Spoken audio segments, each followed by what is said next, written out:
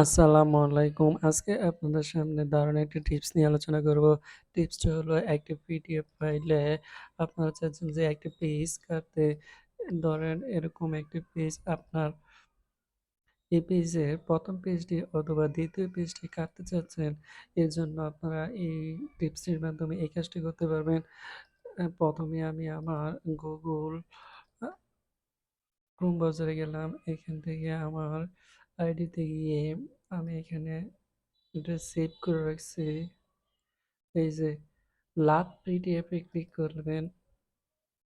লাভ PDF এ click করে এখানে গিয়ে আপনার এখান থেকে আপনারা অনেকগুলো পাবেন। যে জেপিজি ফাইল থেকে পিডিএফ বা পিডিএফ থেকে জেপিজি এভাবে সবটি একটা করে দেখে নেবেন।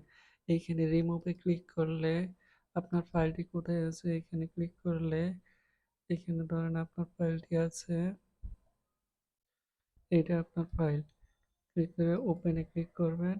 এখানে আপনি কোনটা কাটতে চাচ্ছেন, ধরেন আপনি এটা কাটতে চাচ্ছেন, এটা কাটতে চাচ্ছেন। এখানে রিমুভ এ ক্লিক করলে আপনার ফাইলটি ডাউনলোড হচ্ছে।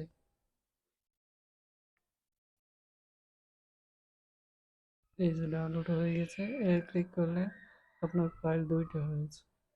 এই যে ২টা কেটে গেছে কিন্তু টোটাল পেজ ৪টা, আগে আছে ৬টা। এইভাবে এই কাজটি করতে পারবেন।